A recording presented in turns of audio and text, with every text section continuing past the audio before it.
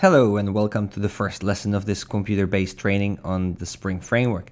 My name is Michael, and in this lesson we will learn how to set up a Java project from scratch, how to import it to an IDE, and finally we're going to start creating a sample banking application and that way set the stage for the following lessons.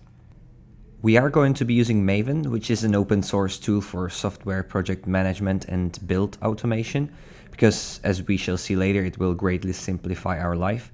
For that reason, it is a prerequisite for this lesson that Maven is installed on your machine and accessible from the command line. I'm going to be using IntelliJ IDEA as an IDE, but you are free to use any other IDE or simply a text editor. The first step when creating a new Java project is to create a new empty directory where the entire project is going to be located.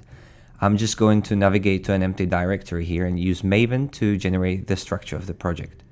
The command I'm going to use here is mbn archetype:generate, which generates the basics for a project according to its archetype, or template if you wish.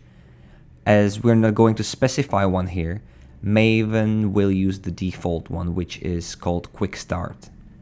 Every Maven artifact needs a group ID and an artifact ID to be identified, and our brand new project is not an exception to this, so I'm going to give it a group ID com.CBTrain and an artifact ID called bank. I'm also going to use the last command here to stop Maven asking me any questions along the way and let the magic happen. Maven now generated the whole project into a directory of the same name as the artifact ID we've chosen. So let's navigate to it and see the contents.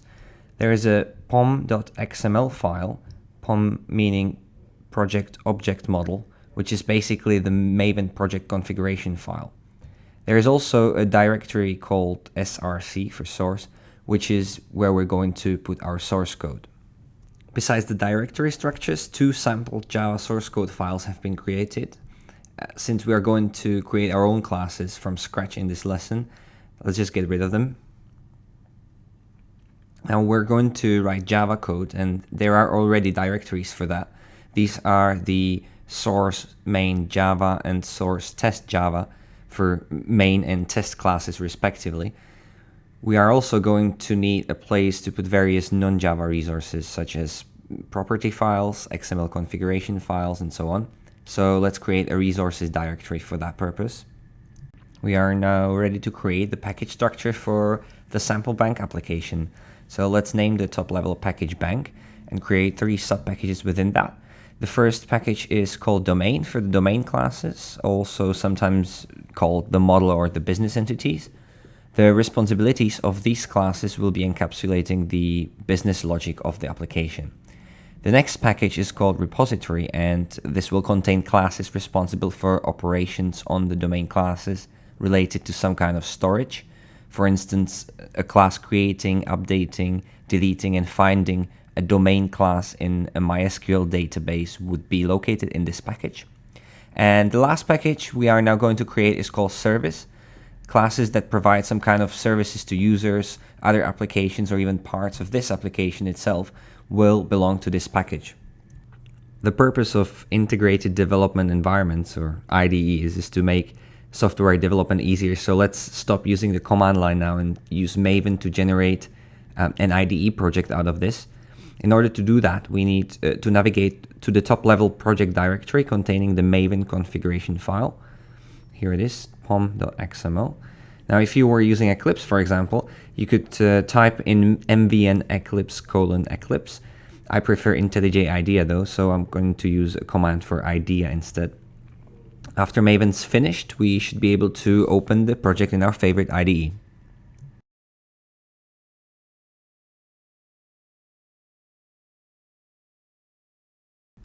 And here are the packages we've created for the sample bank application and our resource directory.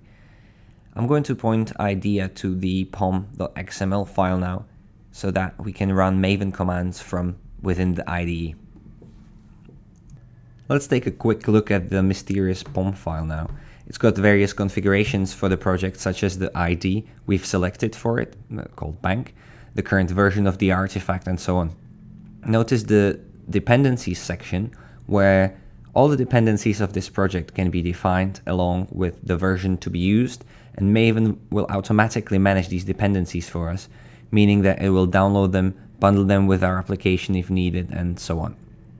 Spring 3, which we are going to use for these Spring Framework lessons, requires at least JUnit 4.7 as a dependency. So I'm going to change the version here to 4.7.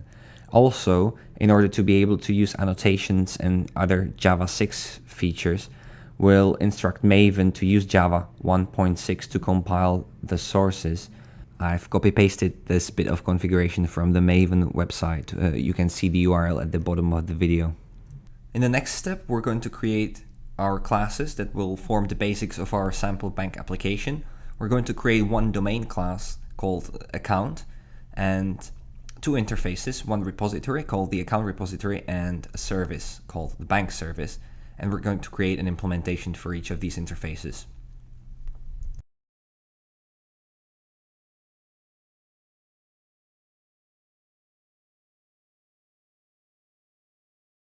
Let's start with the first domain class called account. Give it an ID, an account number, and a balance. And I'm going to use my ID to generate the getters and setters for these fields. The shortcut on a Mac here for this is Apple N. On a Windows machine it would be Alt Insert.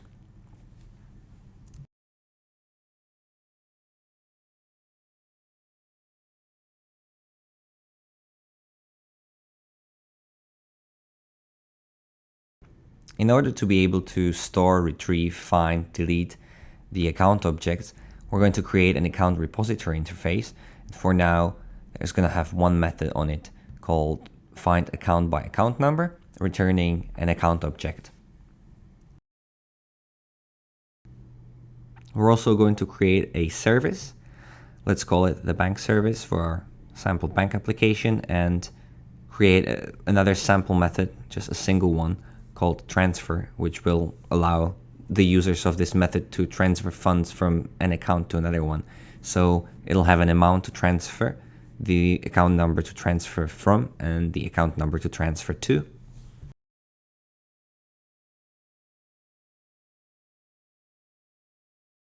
The default implementation of the bank service, let's call it default bank service, will implement the transfer method. As you can probably imagine, it will need to retrieve the accounts it is transferring the funds between, and it will do so by using the account repository. I will go as far as saying this is a mandatory dependency and therefore use it as a constructor argument for the service. The implementation of the transfer method will be left empty for now, and we will move on to create the last class, a dummy implementation of the account repository. I'll call it null account repository because it will return null every time it is asked to find an account.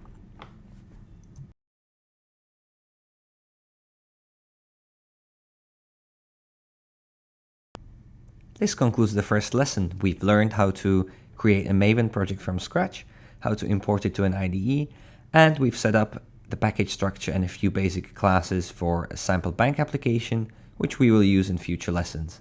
Thank you and goodbye.